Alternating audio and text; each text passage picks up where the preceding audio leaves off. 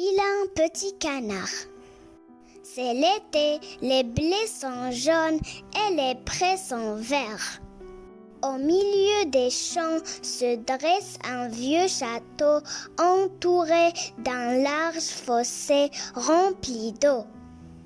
C'est là que les canards passent la plus grande partie de la journée. Un peu plus loin, dans un buisson, une cane a fait son nid. Elle couve ses œufs depuis plusieurs jours. Elle est fatiguée d'attendre car on vient rarement la voir. Les autres canards aiment mieux barboter dans l'eau du fossé que rester auprès d'elle. Enfin, les œufs s'ouvrent l'un après l'autre et de petites têtes en sortent. Les canetons se mettent à regarder de tous les côtés. La canne se lève alors, mais le plus grand œuf est encore là. « J'en ai assez !» dit-elle, et elle se recouche dans son nid. « Comment ça va ?» demande une vieille dinde qui passe par là. « Ça dure longtemps pour un seul œuf, dit la canne couchée. Il ne veut pas percer. Regarde les autres. Ce sont les plus jolis canetons que j'ai jamais vus. » La vieille dinde regarde l'œuf qui ne veut pas craquer. « Mais c'est un œuf de dinde, dit-elle, tu peux me croire. Tu n'as qu'à le laisser et apprendre aux autres à nager. Je resterai encore un peu de temps. Je veux bien continuer et voir ce qu'il en sortira. » Et puis un jour, l'œuf crève et le petit en sort. Il est grand et laid. Aucun des autres ne lui ressemble. Le lendemain, la canne se rend au bord du fossé avec toute sa famille. Elle saute dans l'eau et les canetons plongent l'un après l'autre, même le dernier qui sait bien se servir de ses pattes.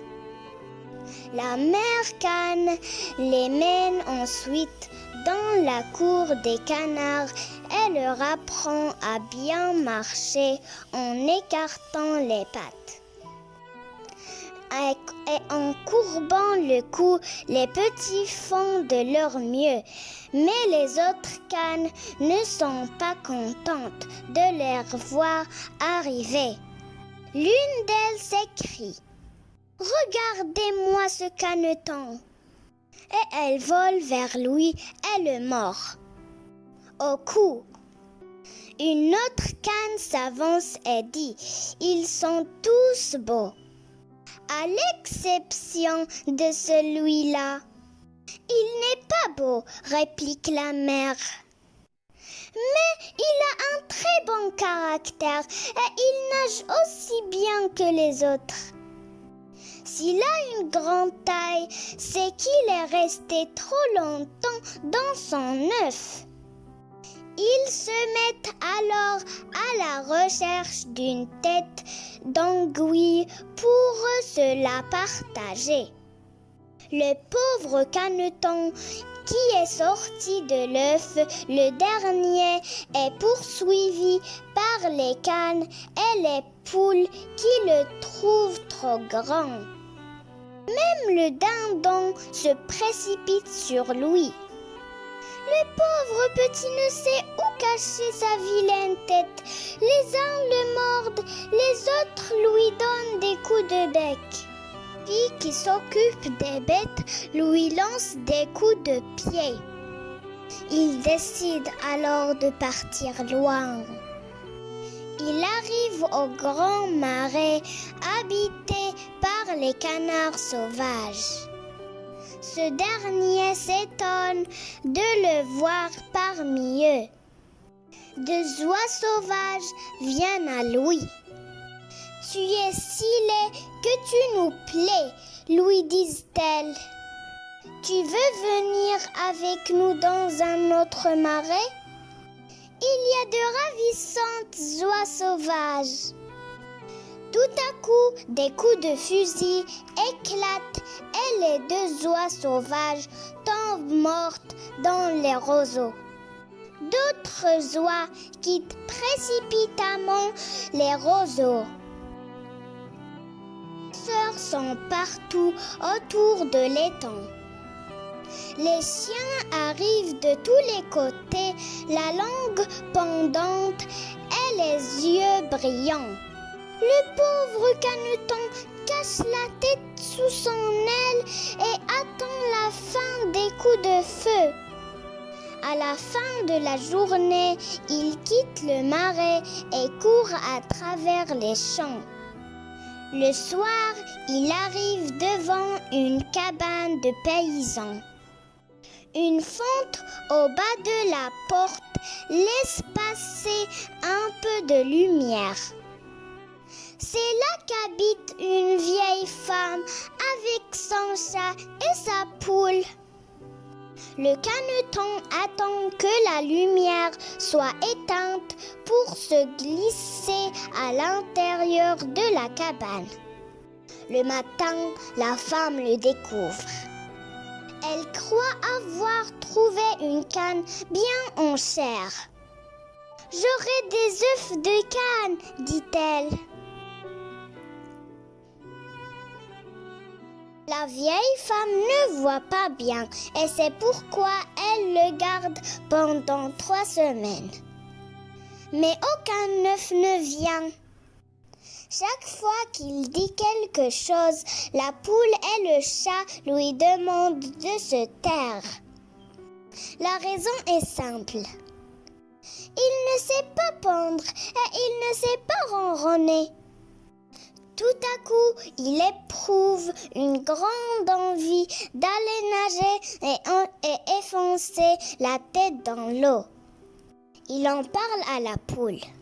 « Qu'est-ce qui te prend ?» lui dit-elle. « Pends ou ronronne, et tu chasseras ces idées folles de ton esprit. Demande au chat s'il aime nager. Demande aussi à notre vieille patronne si c'est raisonnable de nager ou d'avoir de l'eau par-dessus la tête. »« Vous ne me comprenez pas, dit le Caneton. Ne fais pas le fou, petit.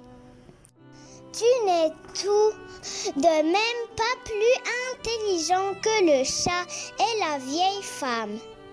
Je ne parle que de ces deux-là. N'as-tu pas trouvé une maison qui t'abrite et une famille qui te traite avec gentillesse?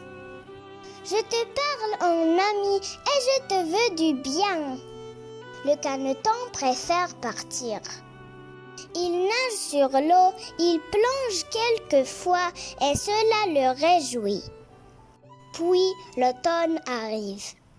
Les feuilles des arbres commencent à tomber et le vent les promène de tous les côtés.